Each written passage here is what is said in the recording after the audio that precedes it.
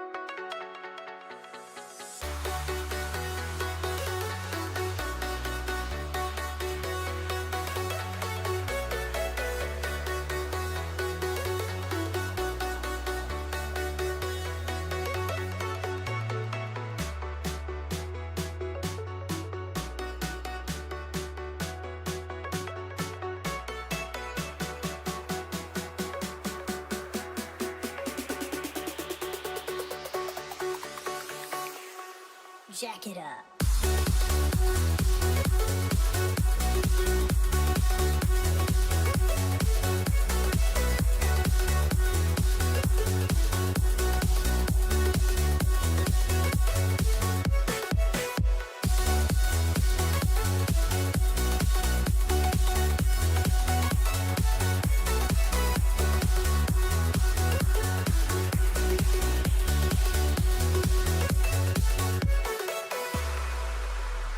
Bear with us for a minute. We got a little bit of a late start this morning, so 1 second. I think the chief ran out for just a moment, and we'll be back.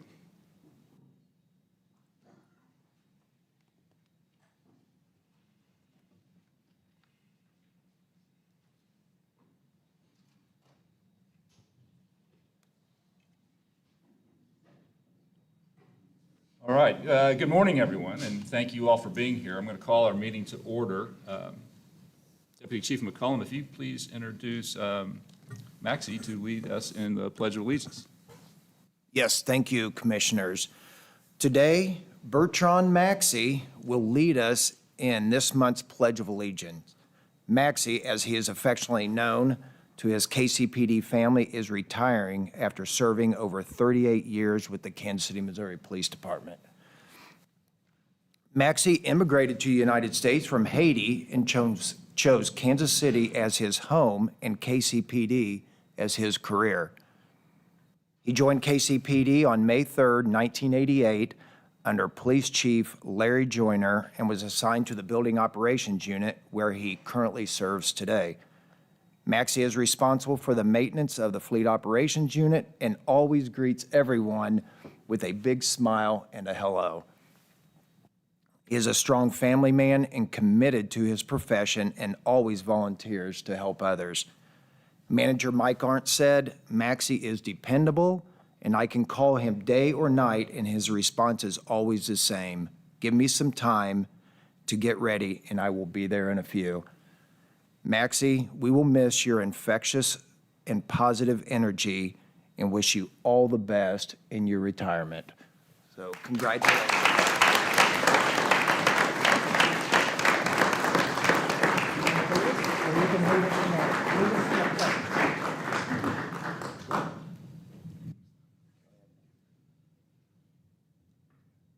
I pledge allegiance to the flag of the United States of America and to the republic for which it stands, one nation, under God, indivisible, with liberty and justice for all.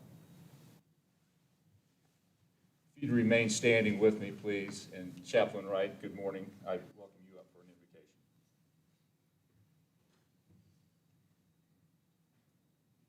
invocation. Good morning. Let us pray.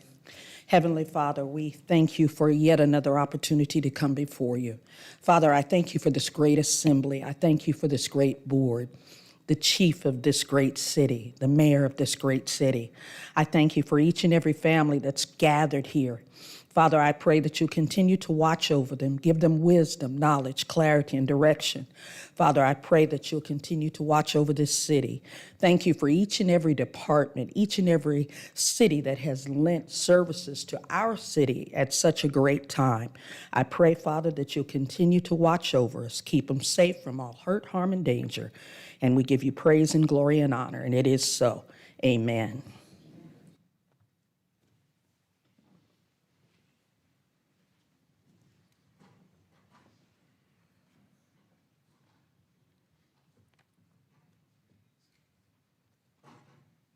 Assistant City Manager, Ms. Klein, good morning.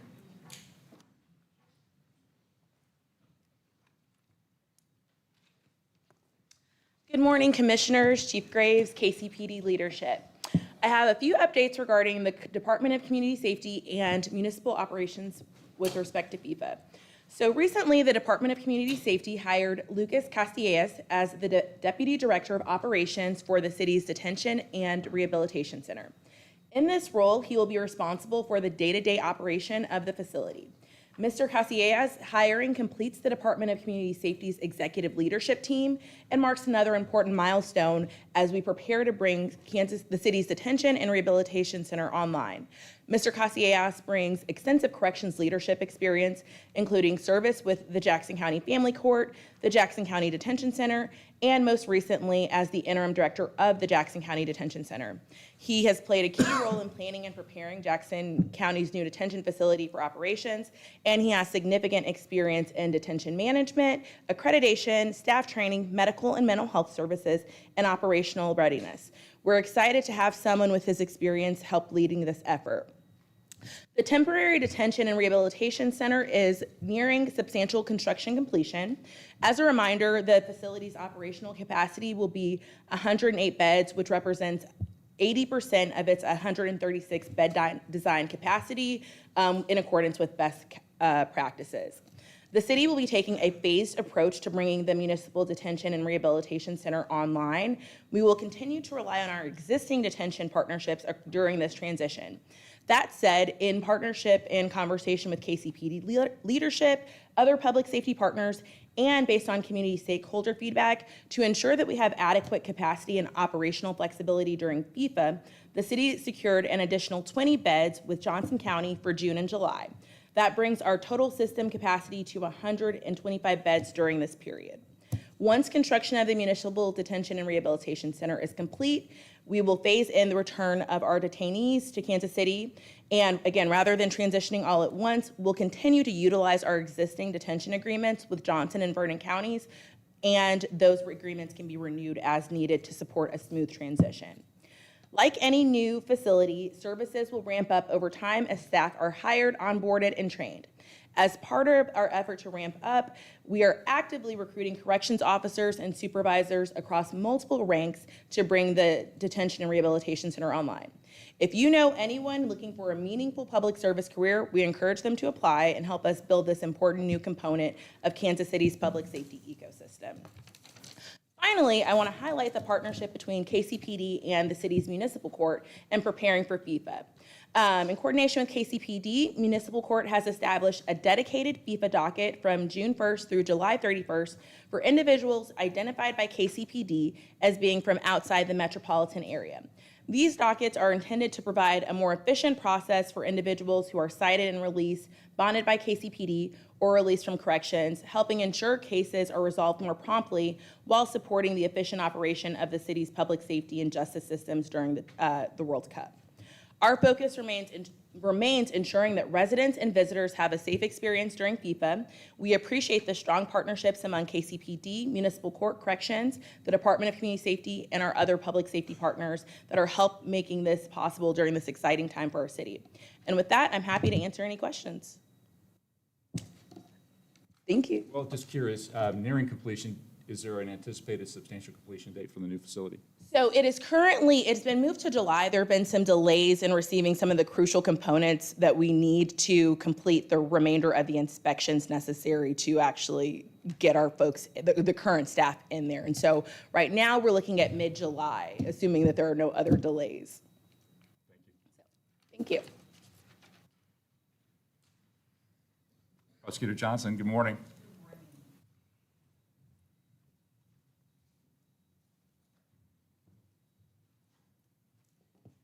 Good morning, President Whitaker, the rest of the commission, of course, Chief Graves, and the rest of the department. Of course, I want to start this morning by acknowledging the fact that our community has endured 2 mass shootings in very recent history.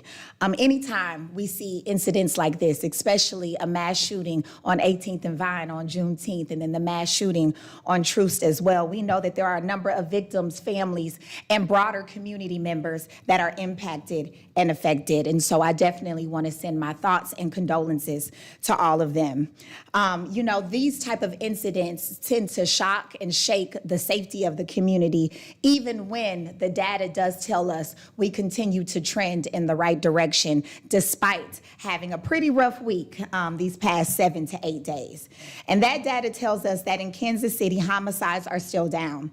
We are at about 66 homicides this year compared to 84 at the same time last year, which is a 21% decrease. However, I know, like I mentioned, the communities that have been impacted by these shootings, those statistics don't give them a lot of comfort and a lot of hope, and so that is why we continue to work around the clock.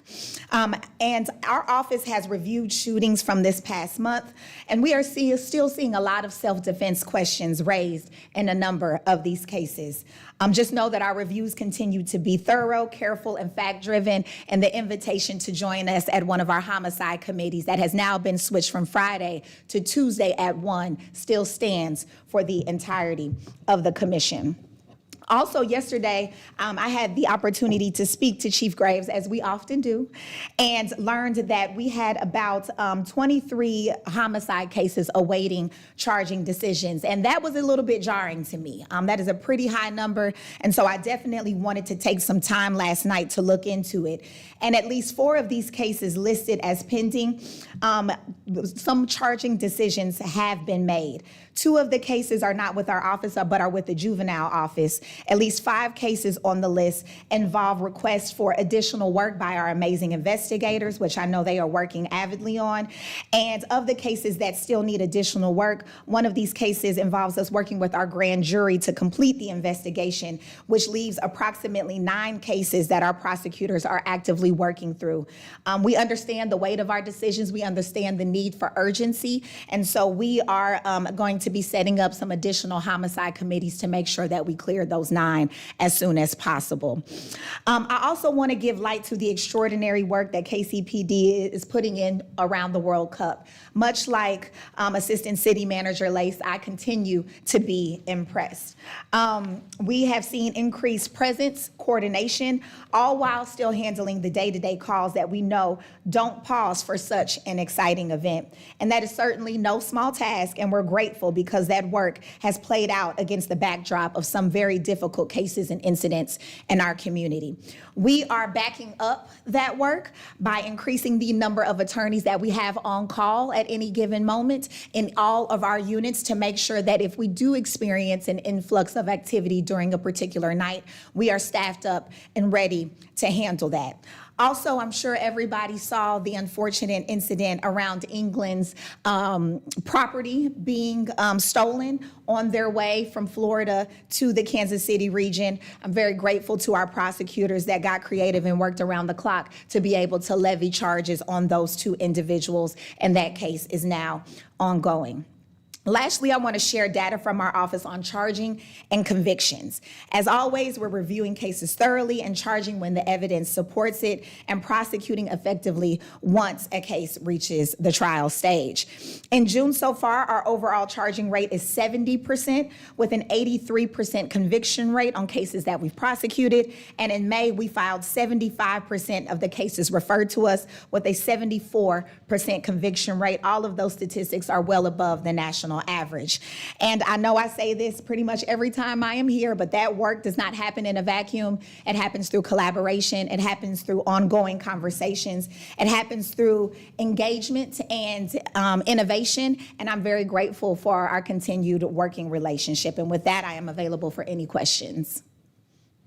I actually have a question and a comment, Madam Prosecutor. First, the comment is I wanted to applaud you and your office as well as the chief and the department on your work on domestic violence and mitigating domestic violence.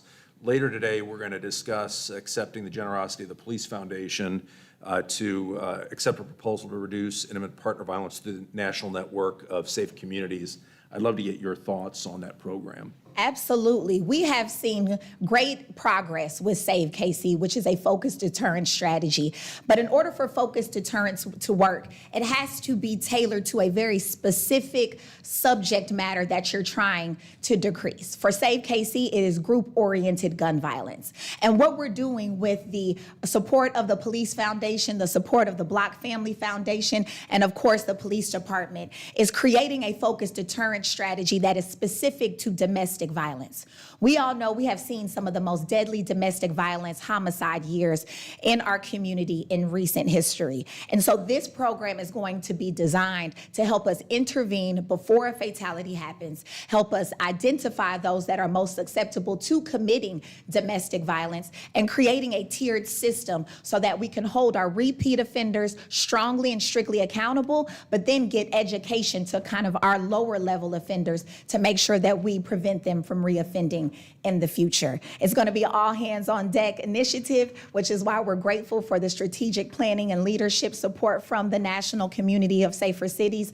And it will be a collective effort between my office, the police department, the city of Kansas City, and a number of community partners. And so obviously I would beg the commissioners to vote yes on accepting that grant. Thank you. All right, we'll see you all next month. See you next month. Chief Graves, good morning. Good morning. I can't echo enough how great it is to be able to collaborate with Prosecutor Johnson. It is just as simple as that, is picking up the phone. We have conversations. We work together. I'm really thankful for the quick response of prosecutors for the case mentioned involving England's team. That was another way that we've continued to collaborate in moments where time matters. They've also been side by side with us with a case I'm going to mention, one of our mass shootings along the roadways, that they've worked side by side with us on that case too. But without further ado, I'm going to pass this to Deputy Chief Ortiz, who'll be introducing our wellness team and also introducing our newest member. Good morning, Commissioners. Thank you, Chief. I'd like to introduce Gracie, our new wellness support canine, who has been serving KCPD since May 14th. Research continues to show that interaction with support dogs improves mood, trust, and emotional resilience. In law enforcement, where stress and trauma are part of that profession, those benefits matter. Major departments across the country have incorporated wellness and therapy canines into their officer support programs. It's a growing trend in policing and one that is producing real returns in morale, emotional wellness, and resilience. Gracie is now part of that support system for our members, and we are proud to continue investing in the wellness of our people. Supervisor Blam is going to give you, or is going to provide us with a few more details about Gracie and how we get to this point. Yes, sir. Thank you. And thank you, Commissioners, Chief, and executive staff. Supervisor Rob Blim of the Employee Wellness Section, and with me today is Kim Shirley Williams. She's going to be Gracie's primary handler. We also have Wyatt Haynes from Canines for Warriors, who procured Gracie for us and trained her and ultimately donated her. So happy to have everybody here with us. So a quick bio on Gracie. Gracie is a 2-year-old Bernedoodle, and that is Burmese Mountain Dog and Poodle. She was rescued from a shelter in Georgia, trained by Canines for Warriors in Florida.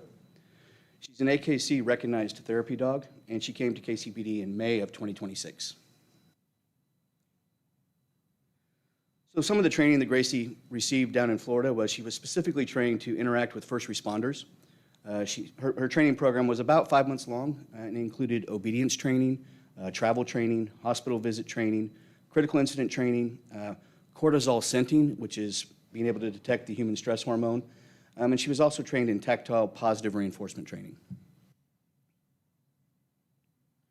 So part of the way that we plan to deploy Gracie is to critical incident debriefs. That'll be after officers are involved in a critical incident, individual wellness contacts with our members, interactions with members after difficult calls for service, patrol station visits, hospital visits, static displays. So that's how she'll be deployed. So we'd like to thank Ty Grant and the Police Foundation of Kansas City for funding Gracie's travel expenses. We'd like to thank Greg Wells, Wyatt Haynes, and Luis Neves of Canines for Warriors for training and donating Gracie. I'd like to thank KCPD Canine Friends for donating Gracie's badge. And we'd like to thank Chief Graves for her leadership in getting KCPD its first emotional support canine. Thank you, Chief.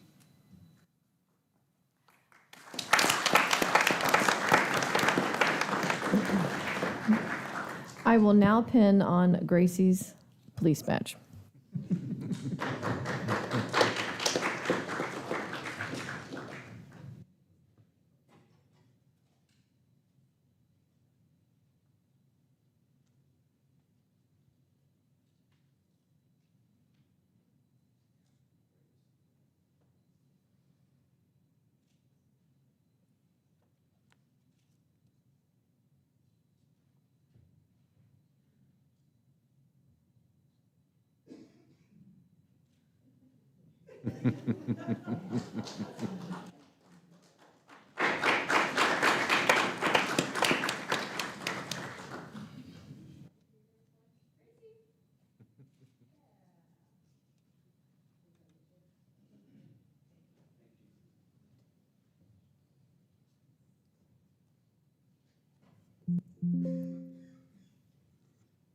Let me Thank just you take for a that. moment to thank Sure. our wellness department.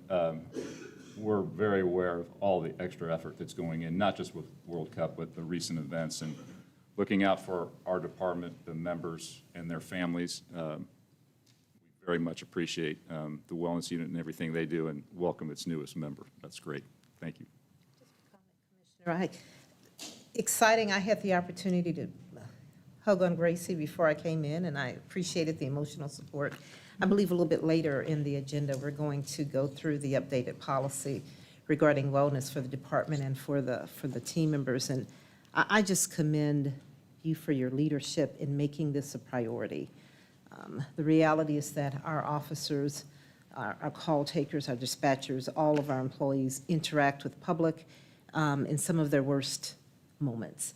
And that brings a lot of stress, obviously. So ensuring that their wellness, their mental health, their concerns are top of mind, that is phenomenal. So I applaud you for that.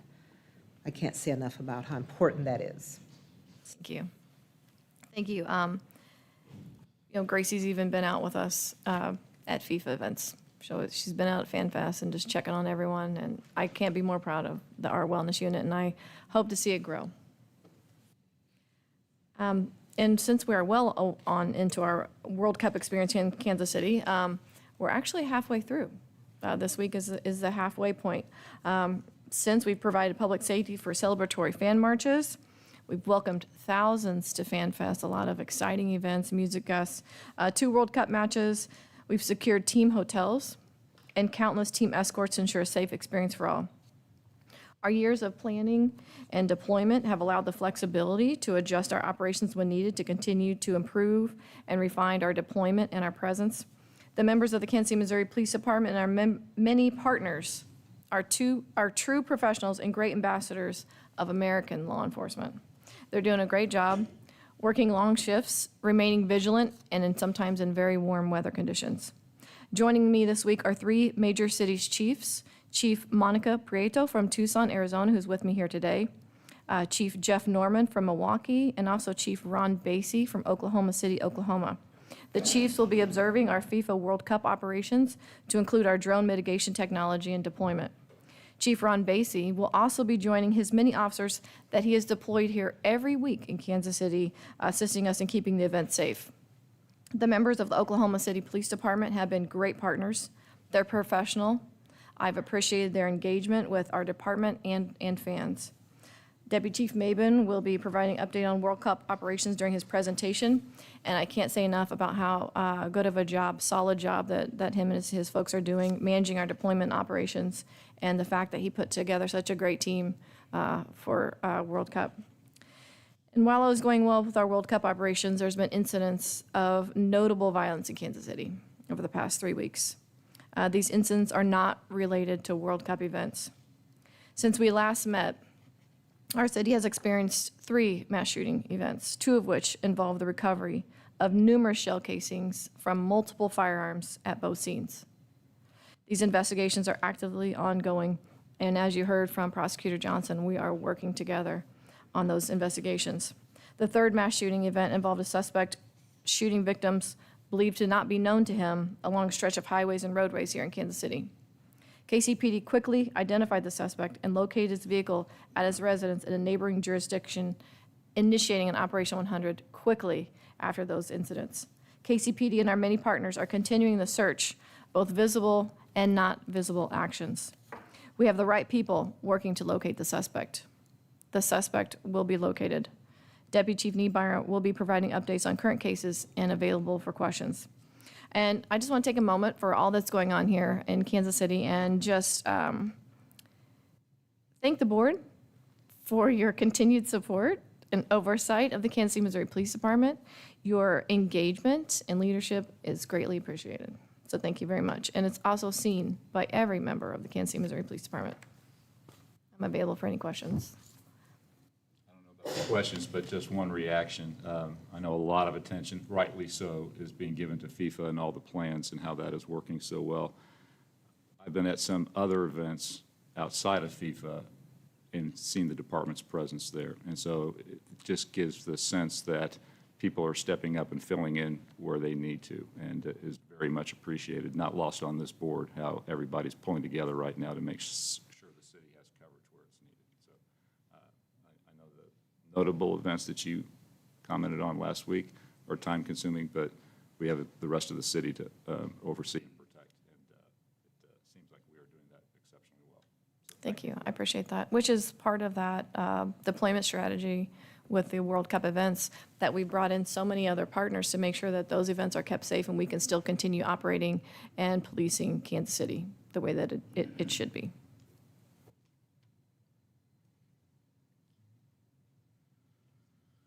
We'll move to investigations. Chief Niemeyer.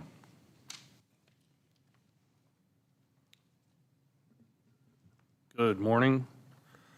My items will be under tab A in your board book. We'll start with the blue sheet. For the month of May, we had 9 homicides. Year-to-date, we've had 66 compared to 84 this time last year, which, as the prosecutor stated, is a 21% decrease. We've cleared 32 of this year's homicides, 20 from previous years, for a total of 52, which is a clearance rate of, at this time, 79%. Still well above the national average. I will say this, as I will continue to do it every month. We were much higher a couple weeks ago. We've had a lot of cases, but note, in this last week, we had 6 homicides, and of those 6, 5 of them, we've identified the suspect. So we expect to clear those cases shortly, and that percentage rate will obviously rise quickly. So breaking homicides down for May by division, we had 3 in Central Patrol, 3 in Metro, 1 in East, 1 in North, 1 in South, and none in Shoal Creek. For the month of June, however, we've had 19 homicides. When I looked at that number, I went back last year and I said, this is obviously, we've had a busy month. When you look back at June of last year, we actually had 18 at the same time. In the same time period of June of 25. Looking at our non-fatal shooting comparison report for the month, from May 2026, we had 27 compared to 30 last year, which is a 10% decrease. And then for the year, from January 1 to June 21st, we've had 164 non-fatal shootings, 161 last year. That is a 2% increase.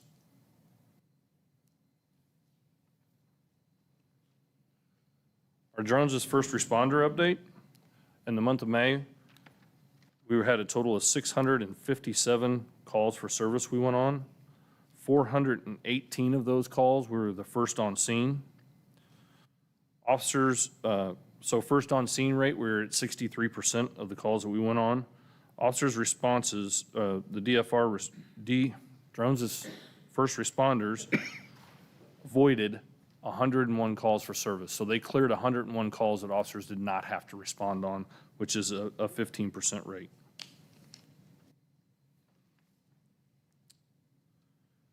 And for the Investigations Bureau updates, I want to start slightly different. I want to start the Bureau updates by discussing experiences with FIFA as well.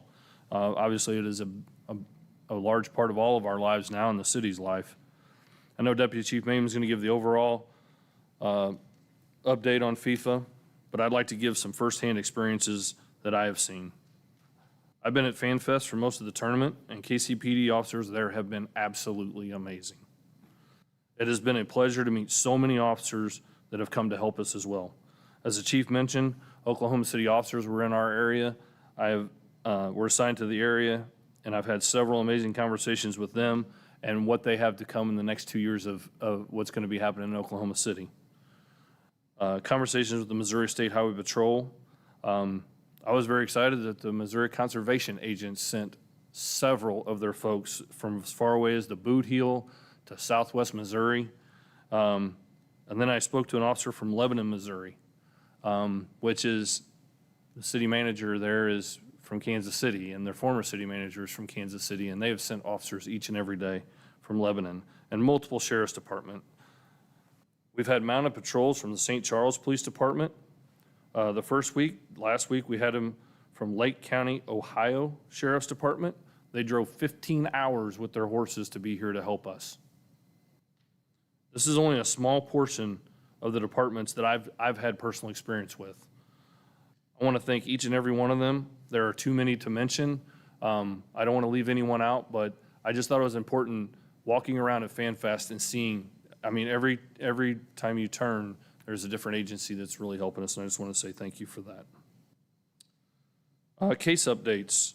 We spoke of this a while back, but the Folly Theater was vandalized.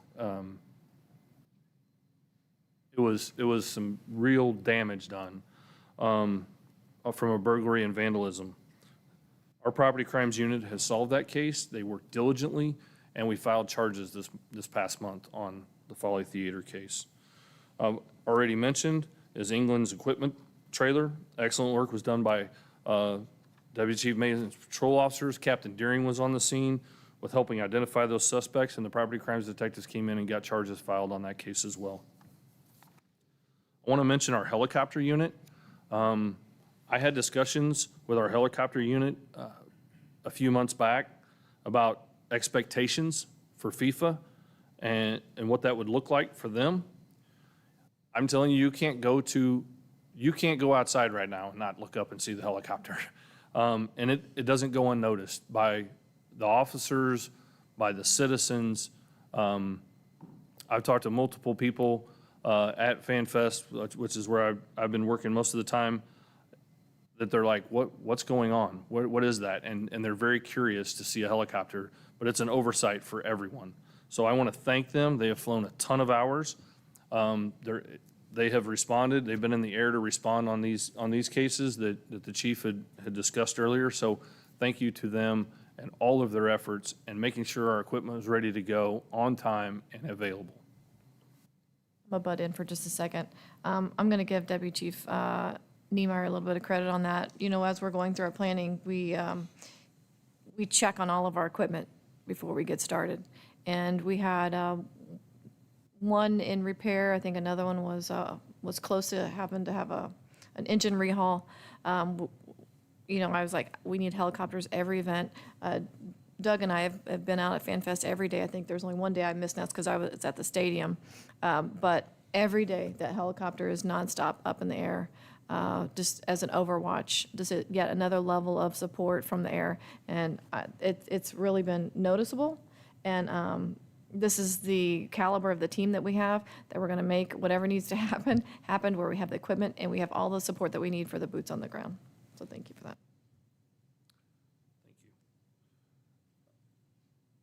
And I will say that has also been helpful with the helicopter being up so much. They're able to respond. They don't just stay at FanFest. If an officer in any zone calls them, they're up and ready to go, and they've been responding directly to calls for service as well.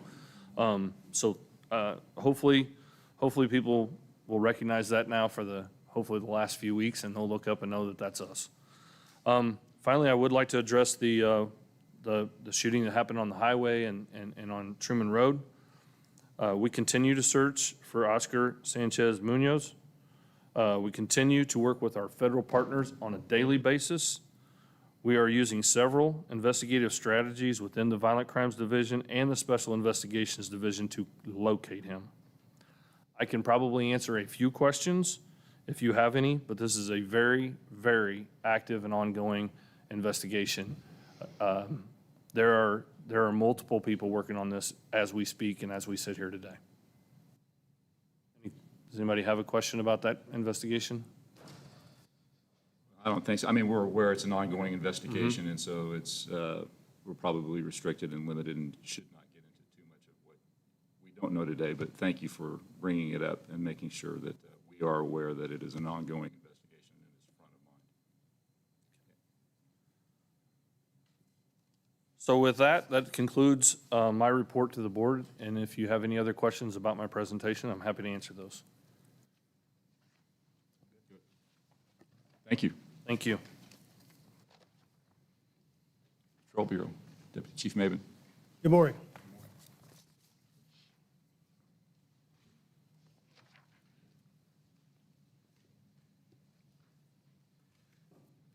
Before I provide my report, let me introduce Major Chris Young. Major Young commands East Patrol, is going to provide a brief overview of his division.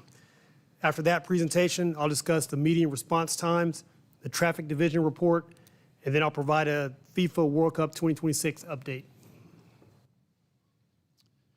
Good morning, Commissioners, Chief, and the executive staff. Thank you for having me. I'll try to make this a little bit more lighthearted in regard to my presentation. So before I begin, I wanted to share a little bit something that's close and personal to me, and especially as we're continuing to hire law enforcement to replace all of those that might retire someday. But my great-grandfather was a Kansas City, Missouri police officer. He moved here in 1895 with his brother, Andrew Gallagher, who was a police commissioner, actually. And a few years later, he transferred over to the Jackson County Deputy Marshals, where he was shot at 12th and Vine. He later came back to the Kansas City, Missouri Police Department, but died from his injury. And he's on the plaque down in Jefferson City. skipped a couple of generations, but I thought it was kind of fun that my younger brother, Steve, joined the department in 1995 and actually rode to work each day with Colonel Niemeyer. He just shared with me that they were both too cheap to pay gas in just 2 separate cars. But my brother then set me up on a ride-along. We were both school teachers. He set me up on a ride-along with a fellow named Andy Dorothy. Needless to say, for those that know him, I had a pretty good night that night, and I decided to retire from teaching and join the police department as well. My brother has since retired as a colonel last year, but he left behind his legacy. His 2 sons are both now Kansas City, Missouri police officers, and my son is processing to be in the fall class. The employment unit did tell me yesterday that it's obvious that he took after his mother. Anyway, that's just a quick story to share that it's not unique to me. There's a lot of men and women on our police department who followed in their father's footsteps or other relatives. And so good men and women continue to answer the call and serve. Proud of that. All right, so East Patrol leadership. I wish I could introduce everybody, but I certainly can't do this alone. I've got an incredible team, so I'll introduce you to them. But it's Captain John Beck, Captain Jonah Starkle, Captain Manny Anchondo, my operations sergeant, Dustin Shear, the administrative assistant, Melissa King, and then Deb Hagan as my analyst, and then Paige Lopez as our social service person. So the 3 leaders that you see up there at the top, they lead by example. Sure, they have the knowledge, the skill, and the experience, but they're out there with their officers each day. The public knows them. They're on speed dial with all of our community leadership, and the officers love working for them. And I think that they just get out there and really do a great job because they're led by example. Those guys are out there in the streets. Dustin Shear is an amazing operations sergeant, and what I love about him is not only does he just keep the machine running, but even as we speak with all this FIFA events, he's double dutying with Major Martinez, helping her staff with all of the FIFA organization. Melissa King, she could be running a Fortune 500 company, but she chooses to be here. She's amazing. And then Deb Hagan, of course, if I was the admiral of a large ship in the Navy, she would be the one steering it. And just all of the work she does utilizing the Peregrine program and keeping us headed in the right direction. And then Paige Lopez, I could take 3 of those probably at every division station. There's so many things that we're sent on that while it may be law enforcement nature, it ends up being something that would be better served in somebody with social services. And so she rides with our officers each day and handles numerous problems that are best probably not handled in a law enforcement capacity. So those of you that don't know what East Patrol looks like, there it is. 45.5 square miles, a very diverse urban landscape, older established neighborhoods, commercial corridors, and then a lot of critical regional and national infrastructure that many people aren't aware of. Just as far as commercials, I took a tour of a building at 5910 Winter Road, Pro Ampac. I don't even know if you're familiar with it, but if you open up your cupboard or feed your dog in the morning or your cat, they make almost every box and packaging that anywhere in the United States. If you go to the grocery store, I had no idea. I passed by it thousands of times in my career, and you just don't realize you're on the other side of it each time you pass it. It's so big, about 4 football fields worth of building, but they produce every packaging around. Our critical regional structure, I don't know if everybody knows, but we're the 2nd largest rail hub in the United States, only less than Chicago, right? We're 2nd to Chicago, but the Bear plant, and then, of course, Port KC, assuming the old Armco Steel, Sheffield Steel area, eventually will become the largest multimodal location in the United States with air, freight, rail, and ship. And so pretty impressive, but our East Patrol folks worked with Sugar Creek, Independence, Jackson County, Clay County. I don't know if a lot of people don't know that Clay County actually dips south of the river, just one little small spot, so they helped us too. Anyway, we did a lot of stuff for Port KC and clearing that area out so that they could work safely in that location. To give you an idea how busy we are, so this is actually an interactive slide. It's Peregrine, but analyst Deb Hagan created this for me. I can manipulate this in the real world, but this is just a still slide. Last year, I was promoted and signed to East Patrol in 2024. In 2025, East Patrol officers answered 57,768 calls for service. That's approximately 158 calls per day. Of those 57,000, 6,034 were priority 1 and 2 calls. That's approximately 16.5 per day. Those are very difficult calls to handle. Those are the, your assaults, your burglaries, your murders, drug type thing, rape, robbery. So they usually require a larger response from law enforcement. But what I find truly amazing is not only did they handle all of that, but they still managed to go out and conduct 14,000 self-initiated contacts. That means they're just out there working on their own, seeing things that need addressed, and they're still handling that, writing over 19,000 police reports. That's a lot of work. They continue to do a great job. And since we're talking about FIFA, what I love about these men and women is that the smiles on their faces and their willingness to step up during this hard time. So they're still handling all of that. But everybody has really, I've gotten zero pushback. They're excited to be here. They're glad to step up and do the work that's needed. And they know there'll be an end eventually, and then they can take their vacations. So, but they're doing such a great job. Peregrine technology also allows me, this is really neat, and I wish I could do the interactive portion for you, but East Patrol has 31 recognized neighborhood associations. There's more packed into East Zone than any of the others. And these are old, established neighborhood associations, and everybody wants to know what's going on specific to them. And I'm able to click on any one of these neighborhood associations and give very, very specific detail as to what's happening inside, and then able to, because they all face different and unique challenges depending on where their association's located. So, but it also helps me share with them why I'm directing my resources where I am and so forth. So again, Deb Hagan, she did this for me, and she does it for, well, and each of the analysts have the same capability, but again, this is an interactive slide, but this just shows my CAD calls for service. So we just don't randomly go out there and conduct business. We do it based on data and sophisticated technology, but it's with this new program, it's such high-speed access. We can share that information and deploy our resources accordingly. And you can see along Prospect on the left side there and across Independence Avenue, which continues to be some of my bigger challenges, but I'm getting ready to share what really some neat things that's happening. So I wish they were still here. I already shared this slide with both Prosecutor Melissa Johnson and Assistant City Manager Lace Klein, but I cannot say enough about the relationship with the Public Safety Task Force and the work that we're doing. I wish the mayor was here to see this, but the bottom line is it is just an outstanding collaboration. Joe Williamson has each of my 3 captains and most of my sergeants, to include my proactive sergeant, on speed dial. The work that we're doing together is just beyond, I just can't explain it. I mean, it's by far the best collaboration that I've experienced in my 27.5 years.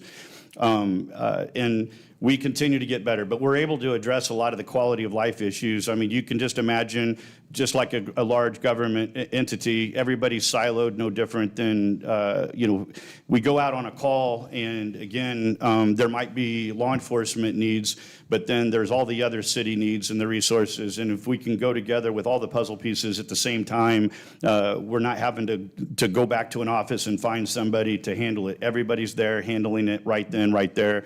And we've had huge success in the Santa Fe neighborhood with the abandoned structures. We've been able to do some amazing things around the new United Market at 31st and Prospect. And we've closed several businesses along Independence Avenue, and the Northeast Chamber of Commerce, CID, is just thrilled to death with the work that we're doing. And again, it's not us, it's us. And so that's been amazing. And then last, I just want to share, I wish I could share a little bit about each one of my officers, but thank you to the chief and Colonel Maben for giving me a proactive unit. I'm hopeful that when FIFA is finished and with our new class graduating, that I get to add 2 more folks to this. The work that they've done, their primary focus, and they knew it ahead of time, would be 27th to 35th on Prospect, with 31st being very important to me, making sure that the United Market is safe for everybody to shop, and that we create that environment for all. And then also Independence Avenue in Monroe, which continues to be a problem, and then Independence and Wilson, where we've shut down several businesses.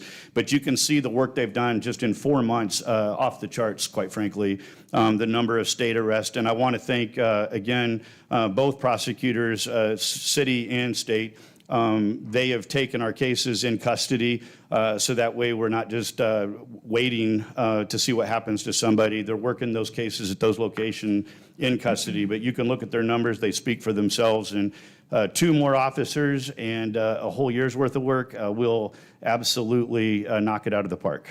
So that is my presentation. I was a little bit nervous, but questions for me? You can see I was a school teacher, by the way, with my PowerPoint. So.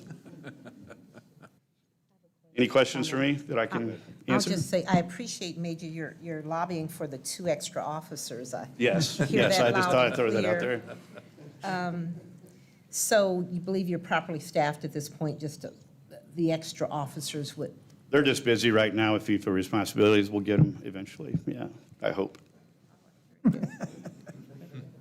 Just want to commend you on your leadership. You have an area, I mean, of course, all areas of our city are critical, but there's a lot of movement in your area. And as I drive around, I see your officers on the street and driving, and I've heard good things. So thank you so much for your leadership. Thank you.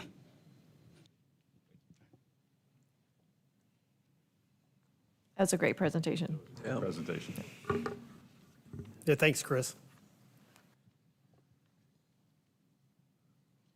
All right, median response times for priority 1 calls was 9 minutes and 1 second. That's a 34-second increase compared to April, and a 33-second increase compared to May 2025. Median response time for priority 2 calls was 11 minutes and 49 seconds, a 60-second increase compared to April, and a 65-second increase compared to May 2025. We assessed there are several contributing factors to the increased response times.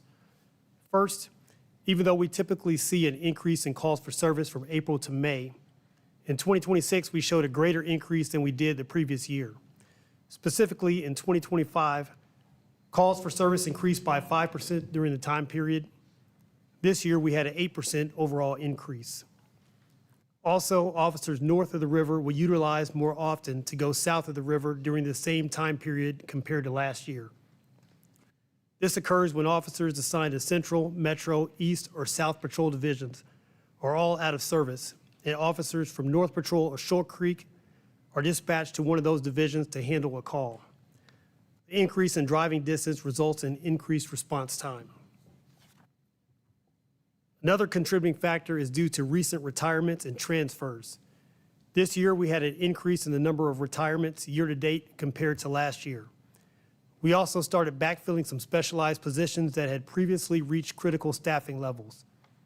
And we recently stood up some much-needed units, such as EPD's Proactive Squad, as Chris Young mentioned earlier, and the DFR section. All of this resulted in a net reduction in the number of officers in the field answering calls. However, the good news is that we have 28 probationary police officers who will be completing break-in on or around June 28th.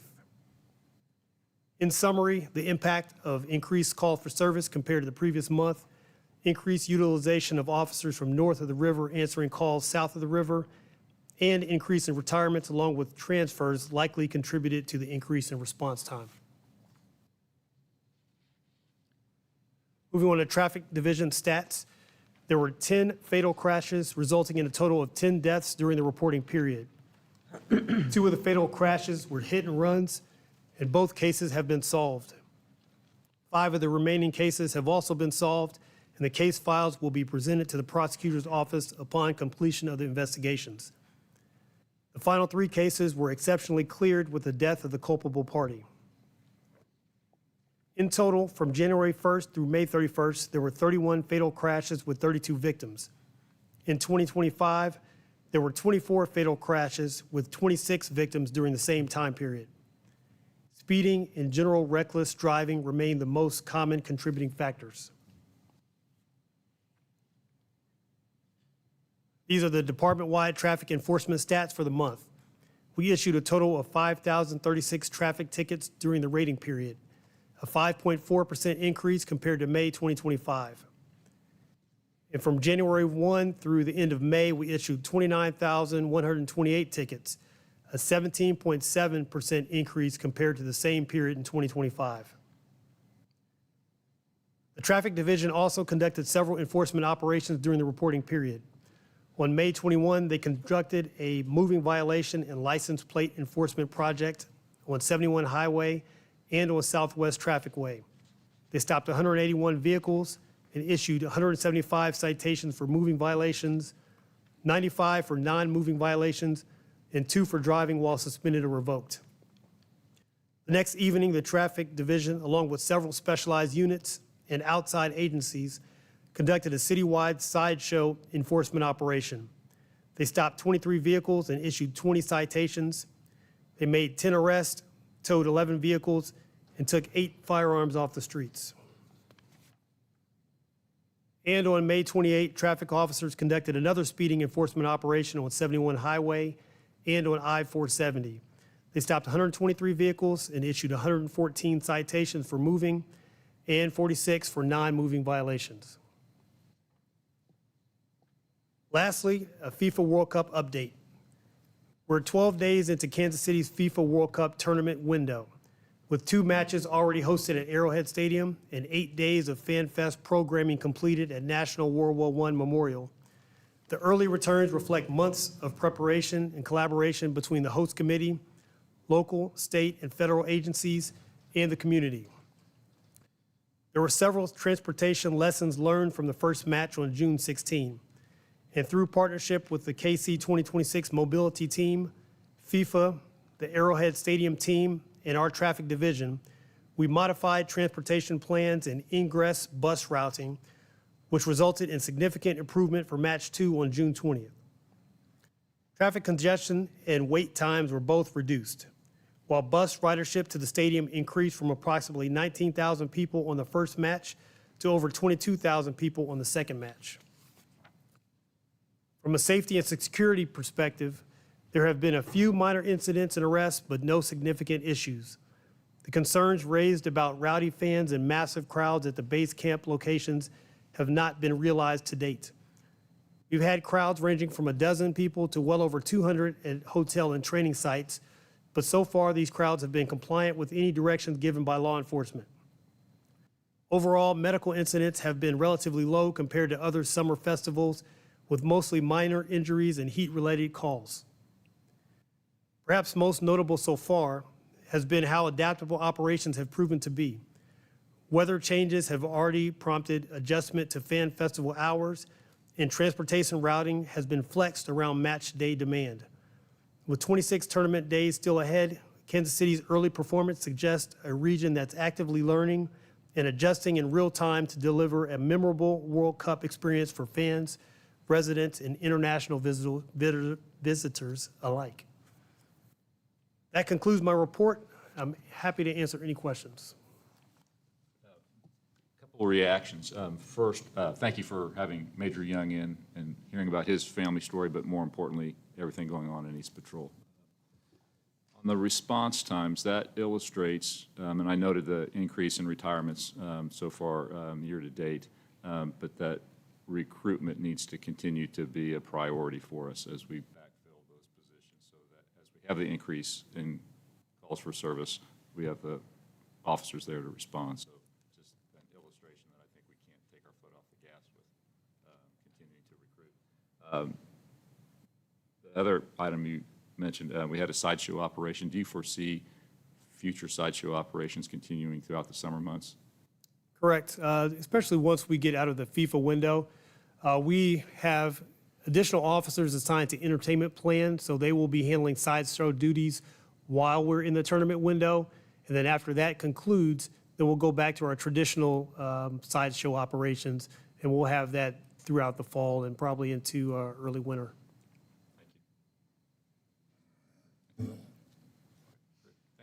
Thank you. Deputy Chief Ortiz. Good morning. Good morning, Commissioners.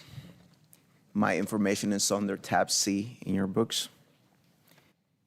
I will provide an update on workforce development crime laboratory performance and wellness initiatives. As of May 31st, 2026, the department has 1,131 law enforcement officers, 70 police officer candidates, and 557 professional staff members. Combined, our sworn staffing and academy pipeline total 1,201 members. In addition, we have 12 lateral candidates in process for the 189th academy class beginning September 28th. We have 12 candidates pending job offers and 30 candidates actively in backgrounds. Within our communications unit, we have 48 candidates in the hiring process. On May 16th, just last week, 32 applicants successfully passed the physical agility test and advanced to the next hiring process. The next physical agility test is scheduled for July 25th at our Regional Police Academy. During the physical agility testing last week, one applicant shared with our recruiting team that after researching other agencies, speaking with officers from several departments, and learning more about KCPD, he chose our department because he saw more than a job. He saw a career. He saw opportunities for growth, meaningful mentorship, and a department that is genuinely invested in its people. That is exactly the culture that we are working to build and the reputation we strive to earn every day. Moving on to our crime laboratory performance. For the month of May, the crime laboratory processed 92 crime scenes, completed testing on 508 cases, and conducted 5 laboratory tours for over 700 participants. That level of output reflects not only operational efficiency, but also our commitment to transparency and community education. Lastly, our wellness unit, alongside City Council partners, recently hosted a luncheon at the Academy for Academy staff and members from North Patrol Division and Shoal Creek Patrol Division. This was more than a meal. It was a reminder that wellness, morale, and support matter to us. I want to thank the wellness unit, our councilmen Willett and Rogers, for their continued support and investment in the health and well-being of our members. That concludes my update. I am happy to answer any questions. Thank you, sir. Thank you.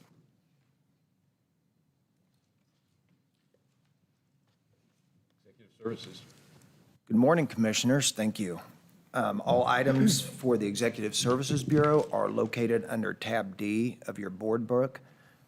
Before I begin, I'd like to also acknowledge the, since everybody's talking about the helicopter unit, the fiscal division, it was a pretty heavy lift for them. They didn't have much time to kind of scramble and get the resources in place to get the engines paid for and swapped out. I gave them a pretty quick timeline. The chief wanted them all three ready for FIFA, and they made it happen. Now, it's good to hear that they're all up and flying around and putting a lot of hours on those motors. I'm not so sure Manager Ryder is excited to hear that, as she's going to have to find some funds sooner rather than later, as we'll be replacing motors soon. But anyway, it's... Are all three operational right now? They are. Mhm. So anyway, thank you, team. And sorry, Christine. All right, item A, budget transfers for fiscal year 2026-27. I request the following appropriations be transferred within the Parking Garage Fund, the Jackson County Combat Fund, and the Police Grants Fund. The Parking Garage Fund transfer moves $500 from personal services to contractual services for life insurance. The Jackson County Combat Fund transfer moves $25,000 from personal services and $25,000 from contractual services for a total of $50,000 to commodities for supplies and minor equipment. The Police Grants Fund transfer moves $160,774 from capital outlay in the amounts of $10,853 to personal services, $18,296 to contractual services, and $131,625 to commodities for expenses related to overtime, minor equipment, and supplies. Unless you have any questions, I recommend approval. Move for approval? Second. Moved and seconded. Any discussion or questions on the motion? If not, those in favor say aye. Aye. Any opposed? That motion passes. Item B, adjustment to special revenue accounts for fiscal year 2026-27. I request that $47,500 be appropriated from the unappropriated fund balance of the Special Services Fund to correctly account for the expenses associated with the Tactical Longevity Program that was funded by the Police Foundation of Kansas City. Unless you have any questions, I recommend approval. I move approval. Second? Second, any questions? If none, those in favor say aye. Aye. And those opposed? That motion passes. Item C, Axon Virtual Reality System. The department wishes to purchase and enter into a 5-year agreement with the state-of-the-art interactive Axon Virtual Reality Training System. This immersive scenario-based training aid is designed to improve decision-making, de-escalation techniques, and situational awareness in realistic environments. Moreover, the Axon VR training system is a comprehensive solution designed to aid law enforcement trainers with developing presentations and classes, conducting interactive testing and assessments, and providing immersive, hands-on scenario-based exercises with detailed debriefing and after-action reviews. I recommend approval for a 5-year agreement with Axon for their VR training system at a total cost of approximately $1,274,167. The first 24-month subscription of $498,835 will be funded through the fiscal year 25 Safer Outcomes federal grant, and the remaining 36-month subscription of $775,332 will be brought to the board for approval at the time of renewal based upon available funding. With your approval, this request will allow the department to proceed with the acquisition process and implement an advanced training solution that will enhance officer readiness and improve training outcomes. The total expenditure at this time is $498,835, utilizing the fiscal year 25 Safer Outcomes federal grant. I move for approval? A second. Moved and seconded. Any discussion? If none, those in favor say aye. Aye. And those opposed? That motion passes. Item D, RFP 2026-3, body-worn camera, in-car camera, and digital evidence management system. The department's current body-worn camera system, in-car camera system, and digital evidence system are nearing the end of life, and support will no longer be provided beyond December 2026. In preparation for identifying a suitable replacement, an evaluation committee from a cross-section of the department was formed.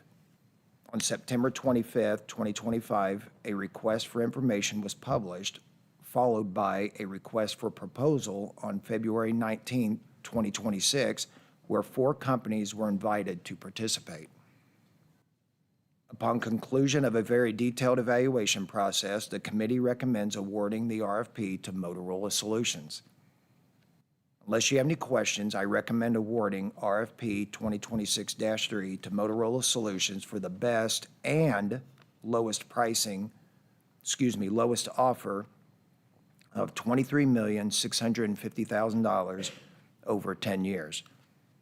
This pricing includes a technology refresh for the body-worn camera system at 2.5 years, 5 years, and 7.5 years. The in-car video system will receive technology refresh in year 5.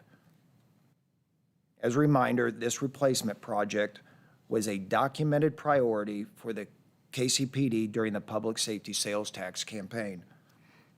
There is funding allocated with this project in the current budget, and we are working with Mayor Lucas and the city's finance department on an ordinance to secure funding from the public safety sales tax for the subsequent 9 years. Recommend your approval. I'll move for approval. Moved and second. Go I'll ahead. second. Thank you. I do have a couple of questions. First of all, Deputy Chief, thank you for including the Board of Commissioners on the finals presentations. I thought that process was fascinating. Can you tell us a little bit about that process? First, my understanding is, obviously, you checked references from other agencies that use these systems? We did. We published in September of '25, we published an RFI. We had several express interest. We looked at their products, and we narrowed that down to 4 companies that we offered to participate in the RFP. As we went through that process, we had a 32-day trial where we put them through the tests in the field, officers who would test the products, each product. They would provide a daily evaluation that was reviewed by the committee. We also did site visits to several out-of-state and local companies that used each product and made phone calls for the agencies we weren't able to make it to. And I got to tell you, this is in all my time in in various roles within the Executive Services Bureau, this is probably the most thorough and cross-section of department members that tested these products, and the most robust RFP process I've ever been associated with. They did a great job. Thank you for that effort, and it's nice that you can find a solution that's both cost-effective and adds additional value. Absolutely. Thank you. Any other questions? All right. Those in favor say aye. Aye. Aye. Those opposed? That motion passes. Item E, Mobile Data Computers Replacement Project. The department's current mobile data computers have reached the end of life and no longer meet the new operating system requirements that enable critical security and program updates necessary to maintain CJIS security compliance. Furthermore, the current MDCs will not support the new in-car video camera and body-worn camera system. These two projects are intertwined. The department currently uses an older generation of the Panasonic Toughbook and has no complaints with its dependability and customer service. Therefore, because of the end-of-life concerns and timing of the in-car video and body-worn camera system project, it makes sense to upgrade at this time to reduce the fleet downtime. Unless you have any questions, I recommend awarding the contract to Turnkey Mobile for the purchase and installation of the newest generation of the Panasonic Toughbook utilizing the NASPO best pricing contract. 1-year expenditure for 450 Panasonic Toughbooks and ancillary equipment is $1,700,000 and with a contract total of $2,908,200.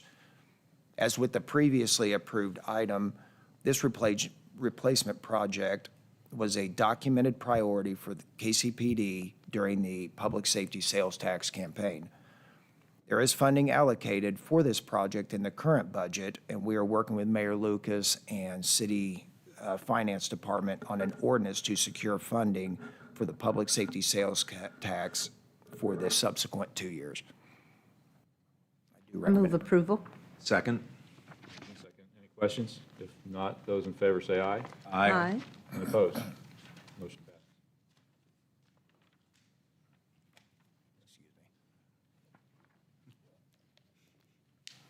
passes. Item F, RFP 2023-18-457 Plan and Investment Consulting Services. On April 25th, 2023, the Board of Police Commissioners approved the award of a one-year contract with 4 additional one-year renewals to Highest Group, now known as Fiduciary Consulting Group. The Fiduciary Consulting Group is responsible for providing investment consulting services for the Board of Police Commissioners' Employee Deferred Compensation Plan. The Deferred Compensation Committee recommends renewing for 1 year with Fiduciary Consulting Group beginning July 1st, 2026 through June 30th, 2027. The annual cost is $45,000 and is paid by the plan participants at no cost to the department. This is the third and fourth of 4 renewal options. If you have any questions, Mr. Jason Hoy, who sits on the Deferred Compensation Committee, is here and available. Otherwise, I recommend you accept this report. So moved. Second? Second. Any questions or comments on the motion? If not, those in favor say aye. Aye. Any opposed? Motion passes. Item G, Motorola N70 portable radios. The department continues to onboard law enforcement personnel and therefore must ensure we have enough portable radios in our inventory to maintain operational readiness. KCPD anticipates beginning a new academy class this fall, at which time our inventory of portable radios will fall below desired reserve threshold. The current model of portable radios used by KCPD is the Motorola N70. Unless you have any questions, I request your approval to purchase 50 new Motorola N70 portable radios from Motorola Solutions for $405,044.48 using the Mid-America Regional Council Cooperative Contract for best available pricing. So moved? Second? Any questions on the motion? If not, those in favor say aye. Aye. Aye. And opposed? That motion passes. Item H, partnership with National Network for Safe Communities and Intimate Partner Violence Intervention Program. The Kansas City, Missouri Police Department averages over 7,000 reports of domestic violence incidents each year. Half of those involve intimate partners. In response to the increase in domestic violence homicides in 2025, the City of Kansas City implemented a Domestic Violence Prevention and Intervention Task Force. This task force, which includes members of KCPD, the Jackson County Prosecutor's Office, along with local advocacy and support organizations, partnered with the National Network for Safe Communities to bring an offender-focused domestic violence intervention program to Kansas City, Missouri. As part of this partnership, the National Network for Safe Communities will support the efforts through customized implementation, provide training and resources to enhance multidisciplinary coordination, facilitate evaluations to measure the effectiveness and key performance indicators. The Police Foundation of Kansas City approved funding for this program for a 2-year strategic partnership between the National Network for Safe Communities, KCPD, the City of Kansas City, and the Jackson County Prosecutor's Office.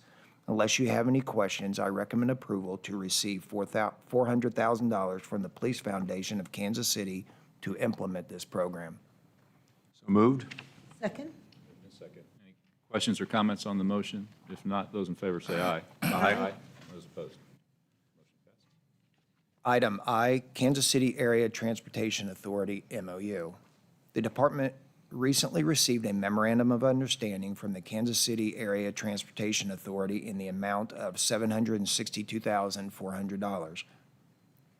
The MOU is for 2 years with funding to pay salaries and benefits for 2 full-time sworn officers to assist the KCATA in preserving the peace, preventing crime, arresting offenders, and protecting the safety and welfare of the ATA staff and citizens on or about ATA property and bus stop areas. This is the 9th year for this agreement and funding. Unless you have any questions, I do recommend approval. So moved? Second? Moved and second. All those in favor say aye.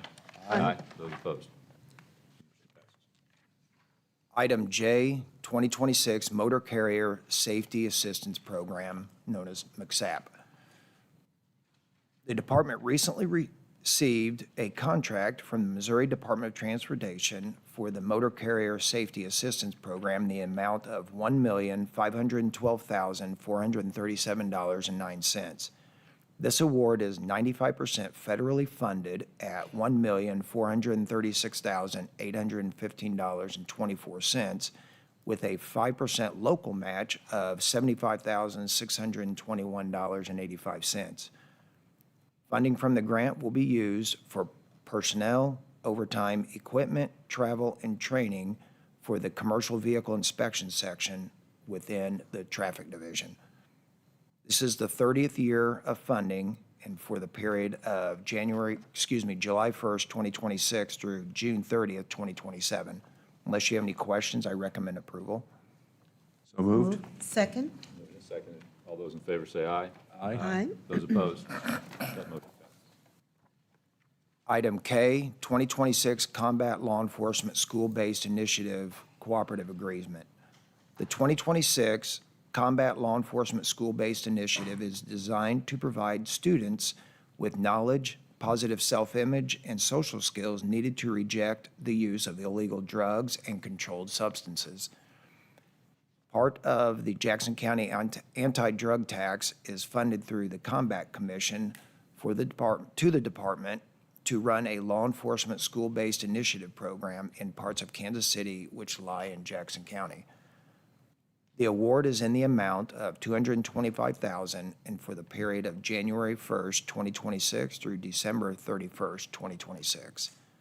This award funds the salary and benefits for one law enforcement position assigned to the Police Athletic League and supplies. This is the 29th year for this award. Unless you have any questions, I request acceptance. So moved. Second. Moved and seconded. Any questions? If none, those in favor say aye. Aye. Those opposed? Motion passes. Unless you have any questions, this concludes my report. Deputy Chief Mills. Good morning. My information is under tab E in your books. I have 3 policies for your consideration today. The first, if you'd like to take them individually. I think we should take them individually. There may be some discussion on a couple of them, so let's go one at a time. Absolutely. The first is the employee support and wellness policy. That was updated just to clarify resources that are available to members. If you don't have any questions, I do ask for your approval on that one. Move for approval. Second? Moved and seconded. Any discussion on that motion? If not, those in favor say aye. Aye. Thank you. The second, pursuits and emergency vehicle police operations. This was part of a normally scheduled update. There were provisions added to clarify the tools, training, and tactics that are used primarily by our Special Operations Division. If you don't have any questions, I recommend your approval as well. Move approval. Second. I do have just a question. If we could spend a moment and maybe help us understand we're adding both vehicle intervention tactic and vehicle mitigation tactic.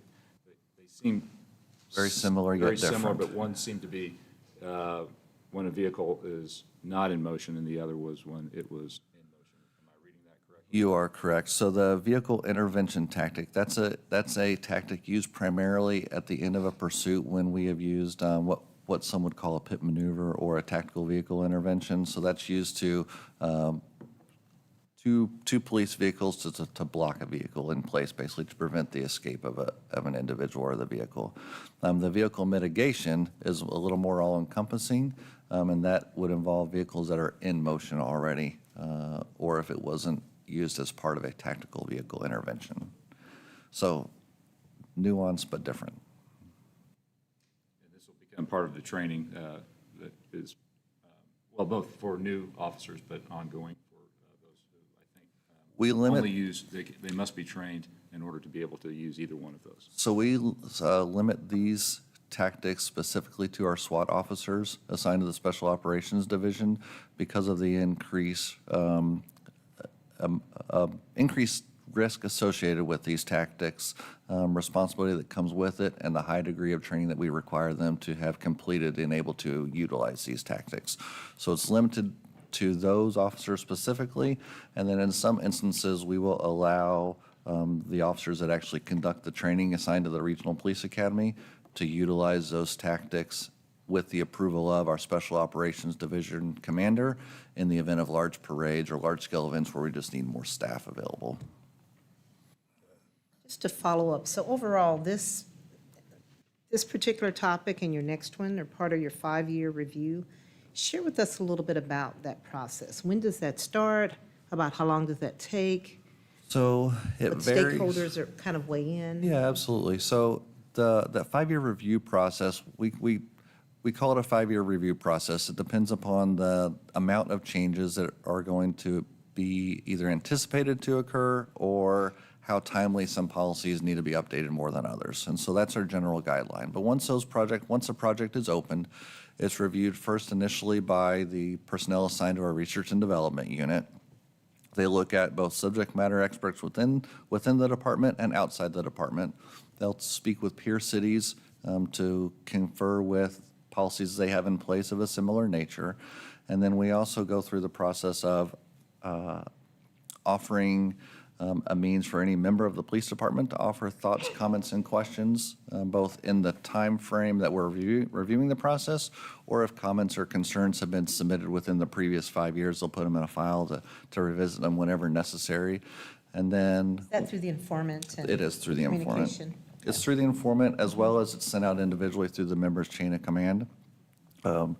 When I receive a copy of this policy, I'll also share it with the deputy chiefs for a final look from their perspective and anyone that they choose to review that with as well.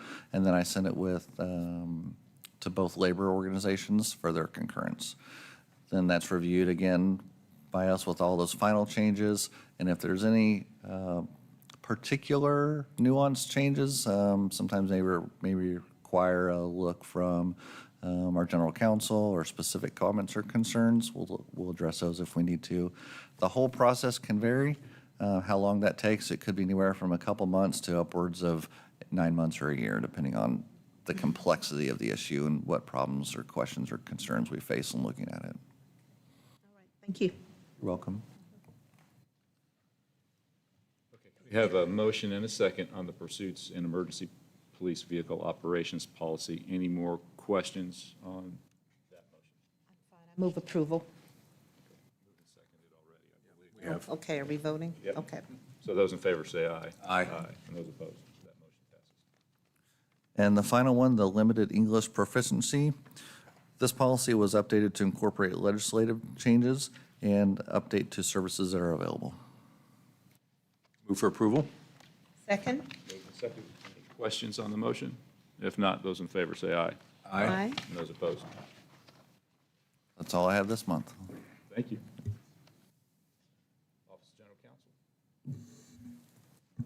Counsel. Good morning, Commissioners. Before I begin on my agenda items, I have 2 items to bring to your attention.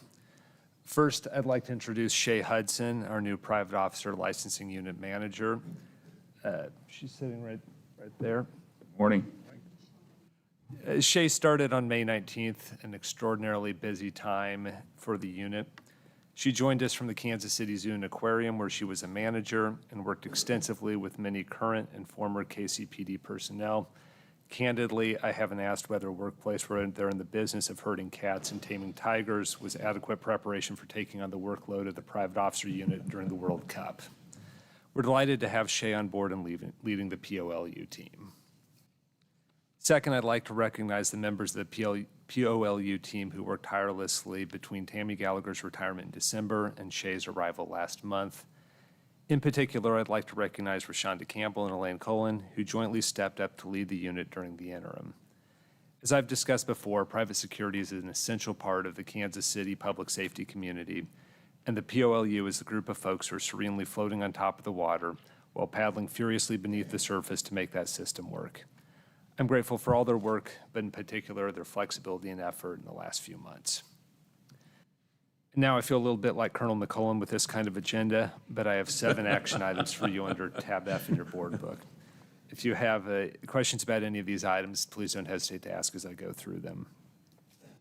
The first item I have for you is Matthew C. Mayer's appeal of the POLU's denial of his application for an unarmed private security officer license.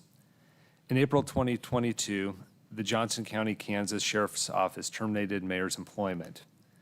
The Code of State Regulations, 17 CSR 10-2.05030, provides that being terminated from a law enforcement agency shall make an individual ineligible for a license. For this reason, the Private Officer Licensing Unit recommends upholding the denial of mayor's application for an unarmed private officer license. I move to uphold the denial. Second? Second. Any discussion on the motion to uphold? If not, those in favor say aye. Aye. Any opposed? The second item I have for you is Tia L. Blunt's appeal of the POLU's denial of his application for an unarmed private security license. On May 1st, 2026, Blunt resigned from the Leawood Police Department following a pursuit policy violation. The Code of State Regulations, 17 CSR 10-2.05030, provides that resigning under investigation from a law enforcement agency shall make an individual ineligible for a license. For these reasons, the POLU recommends upholding the denial of Blunt's application for an unarmed private security license. I move to uphold the denial. Second? Moved and second. Any questions on the motion? I do have one. So it was interesting to me that even with that dismissal, they're still licensed by the bodies to be sworn officers? That's correct. There are certain criteria for discipline, at least in Missouri, of a peace officer standards and training license, and agency policy violations sometimes equate to violations of those causes for discipline. Other times they don't, and they don't necessarily match up one-to-one. Thank you. Any other questions? Those in favor say aye. Aye. Aye. Those opposed? Motion passes. The third item on the agenda is Ashraf J. Alsmar's appeal of the POLU's denial of his application for an unarmed private security license. I think we'd like to hold this over till next month. The fourth item I have for you is Kevin V. Thompson Jr.'s appeal of the POLU's denial of his application for an armed private security license. On May 14th, 2024, the United States Marine Corps discharged Thompson under other than honorable conditions. The Code of State Regulations, 17 CSR 10-2.05030E, provides if an applicant has served in the U.S. Armed Forces within the 10 years preceding the date of the application, the final discharge of the applicant must be honorable or general under honorable conditions. For these reasons, the POLU recommends upholding the denial of Thompson's application for an armed private security license. I move to uphold the denial. Second? And I do have one question on this one. I do know that military personnel are able to appeal to the VA. If a soldier or service person does, then they can then reapply, I'm assuming? Yes. Okay. Any other questions? Those in favor say aye. Aye. Aye. And those opposed? The motion passes. The fifth item I have for you is Faith M. Davis's appeal of the POLU's denial of her application for an unarmed private security license. On June 21st, 2022, the Topeka Police Department arrested Davis for the theft of $350 worth of items from a Walmart. On October 17th, 2022, Davis was found guilty in Topeka Municipal Court of the municipal offense of theft. On May 22nd, 2026, Davis applied for an unarmed private security license, and under the section that directs applicants to list all arrests and convictions in the last 5 years, she wrote NA. On June 1st, 2026, Davis submitted an amended applicant questionnaire where she disclosed her arrest and conviction in Topeka. Code of State Regulations, 17 CSR 10-2.050-3G, provides that applicants must be of good moral character by having no convictions, which have as an essential element fraud or dishonesty. For these reasons, the POLU recommends upholding the denial of Davis's application for an unarmed private security license. Move to uphold? Second? Any questions? If none, those in favor say aye. Aye. Those opposed? Motion passes. The sixth item I have for you is Alan Michael T. Royals' appeal of the POLU's denial of his application for an unarmed private security license. Royal self-reported that in May 2026, the Belton Police Department terminated his employment for a violation of their pursuit policy. As we've discussed, regulations governing licensure provide that being terminated from a law enforcement agency shall make an individual ineligible for a license. For these reasons, the POLU recommends upholding the denial of Royal's application for an unarmed private security license. Move approval. Second. Moved and second. Any questions? If none, those in favor say aye. Aye. Motion passes. And then the seventh item I have for you is Tory G. Hartzell's appeal of the POLU's denial of his application for an armed private security license. On February 20th, 2026, the Clay County Sheriff's Office terminated Hartzell's employment after he failed the drug test. The Code of State Regulations provides that being terminated from a law enforcement agency shall make an individual ineligible for a license. For these reasons, the POLU recommends upholding the denial of Hartzell's application for an armed private security license. I move to uphold. Second. Moved and second. Any questions? If none, those in favor say aye. Aye. That motion passes. Thank you, and the remainder of my report will be in closed session. Community complaints, Director Bennigan. Good morning, everyone. I do not have a formal report this morning. We will be providing our semi-annual report next month at next month's meeting. However, I do want to give an update. There's only been one complaint submitted directly related to FIFA activities, so I think the department is to be commended. And also, there's been one extremely complimentary notice sent regarding the actions of two members of the department that has been forwarded to the chief's attention this morning. And as it was stated in the notice that was sent to us, we hope that reaches the officers because it was extremely complimentary of their actions and how they handled a very difficult situation at the stadium. So that's all that we have for now. We'll provide a more detailed report at next month's meeting. So. Great. Thank you.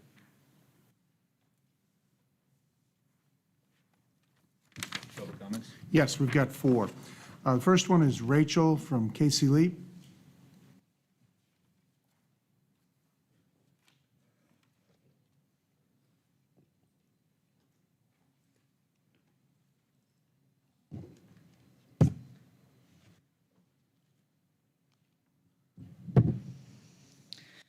Are you able to hear me? Yes. June marks many things. Juneteenth celebrates the date of June 19th, 1865, when enslaved people of African descent located in Galveston, Texas, finally learned their freedom from the slavery system in the United States.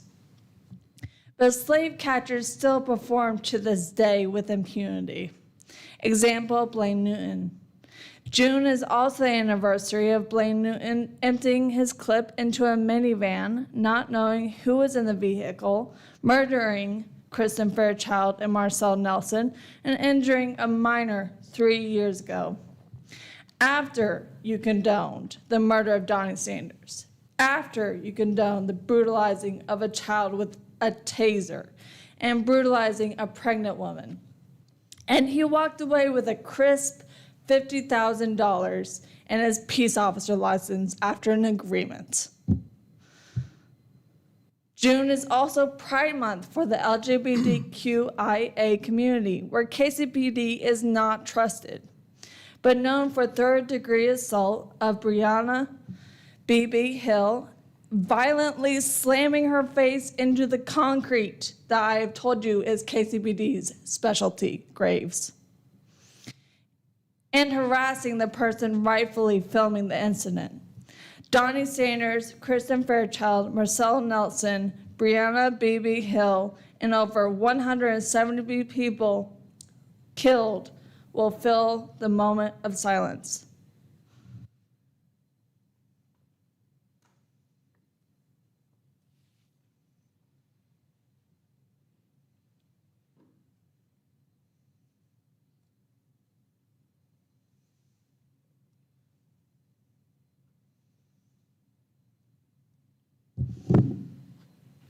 Thank you.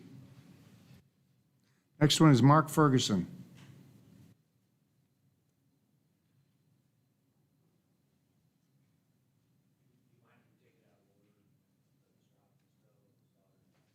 That's fine.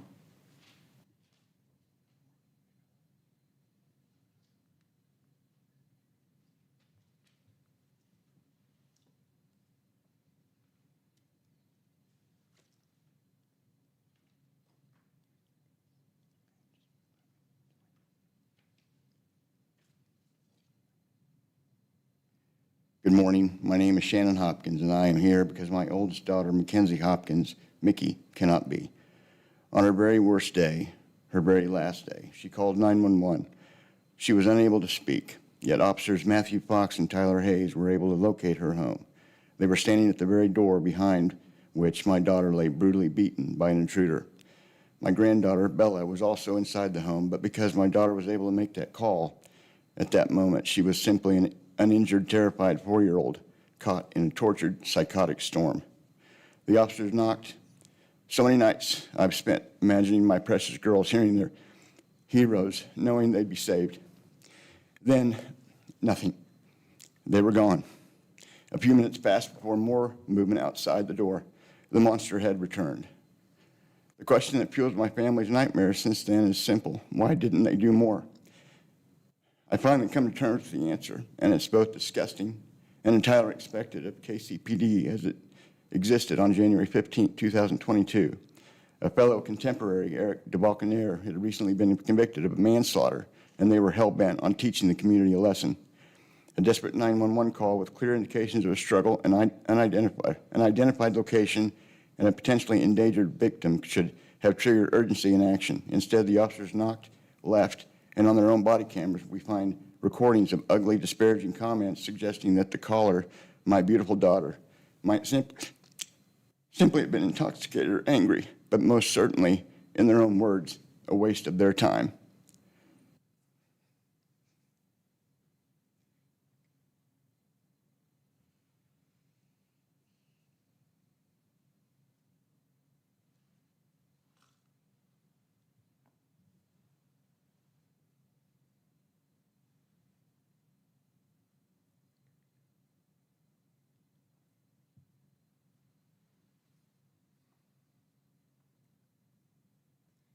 At 6 a.m. on January 15th, 2022, my sister Mackenzie Hopkins dialed 911 during the midst of her being attacked.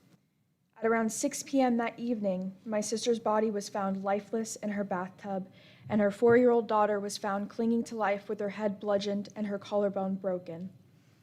12 hours after her initial call, Mackenzie was found and my niece was rushed to the hospital.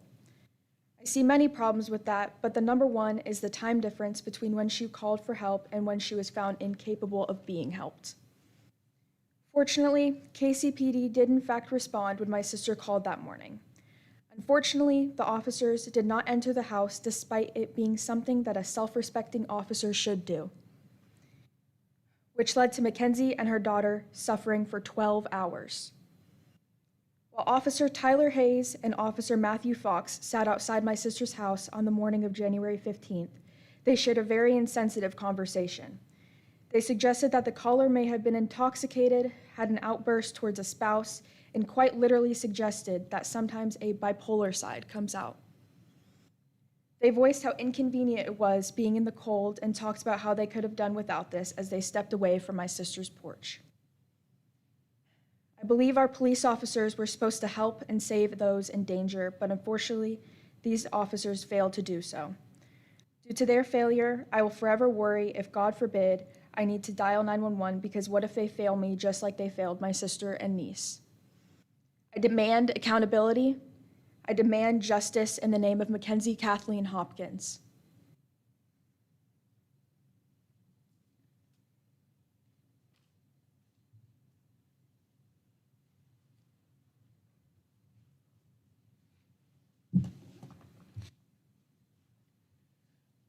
My name is Mark Ferguson. I'm an attorney. I represent the Hopkins family. Thank you for allowing me to go out of order because I'm going to play the 911 call, and I'm not sure that Mr. Hopkins or his daughter could have presented if they hear that. I'll just mention that there's a lot of statistical analysis in these meetings, focus on calls for service, median response times, personnel, hiring, retention, and recruitment.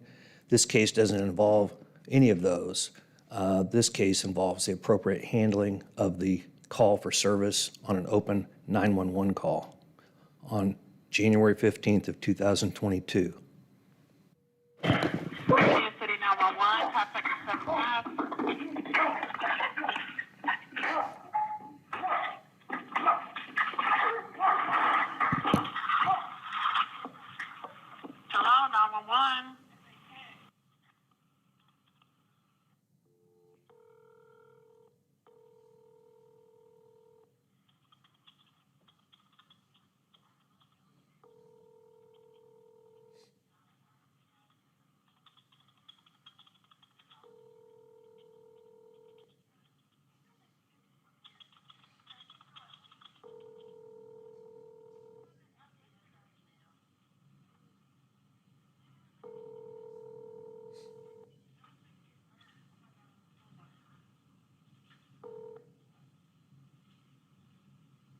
Please leave your message for Mackenzie Huff.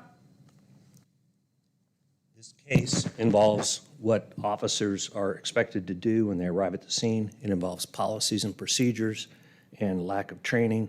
And we will continue to be here at monthly meetings as we can be to share publicly this progress of this case and ask for some justice. Thank you.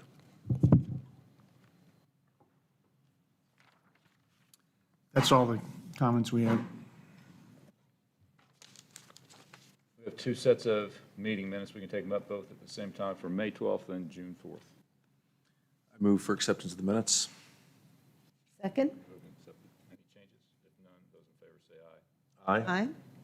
Any opposed? Minutes are approved. Thank you.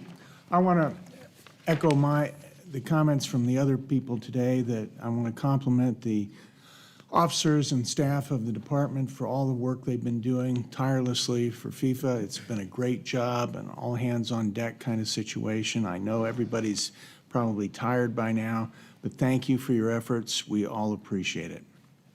We also have the board officer elections for today. The slate is as follows: President Madeline Romies, Vice President Scott Boswell, and Treasurer Heather Six. I request, I think, a motion to adopt the slate. yes. I'll move to adopt the slate. Second? Moved and seconded. Any discussion on that motion? If not, those in favor say aye. Aye. Those opposed? Congratulations. Thank you. Anything else? That's all. All right. I'll just make a quick comment. I look forward to, over my 2 years on this board, I have had the distinct pleasure to learn, to understand, to appreciate the work that this department does in keeping our city safe. I will share in all candor conversation that I had prior, and that is, we are not perfect. We strive to provide a safe environment to everyone in this city. Sometimes, of course, there are elements out there that make that challenging, but yet I am extremely honored to work alongside the commissioners and, of course, David and the mayor in your leadership, Chief Graves, the leadership of your command staff, of your officers, of your civilian staff, who I've gotten to know as striving to do just the best you can to continue to be phenomenal public servants and public safety professionals, shall I say. So with that, thank you for your confidence.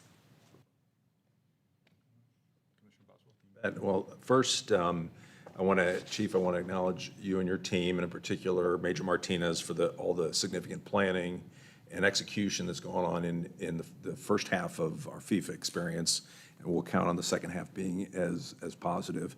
Second, obviously, bad things happen, and bad things happen to good people, and when that happens, the key is to communicate, and I know in particular with the highway shooter that Chief, you and the department did an excellent job of communicating through the press, and both locally and nationally. So I commend that effort, because as Commissioner Romius had stated, law enforcement is extremely difficult work, and it's tough to get it perfect, but all you can do is strive to get there. Lastly, first of all, Madeline, congratulations. I look forward to working with you over the coming year. And finally, Tom, thank you for a year of outstanding service, tireless work. You've been a great president of this board, and it's been my honor to serve with you. Thank you very much. Anything else? That's it. I was about to comment on, I've seen Commissioner Dean, Commissioner Kramer, and yourself as presidents of this board, and you all are models to me of folks who are committed to being present, being engaged, and learning. So I hope to be able to follow in your footsteps and learn, and I have learned quite a bit from you. You're going to do great, and I have every confidence in you and appreciate all of you. I have nothing else to add today, so thank you all very much. I will just comment, we had a full agenda today, And it's not lost on us, all the work that goes into preparing a lot of materials for us to be able to stay current and up to speed and provide the oversight that you expect of us. And so thank you for all that work that goes into this. I appreciate it. With that, we take a motion to go into closed. I move to go into closed session. Second, So roll call. Whitaker, aye. Boswell, oh, sorry. Boswell, aye. Whitaker, aye. Romeus, aye. Closed.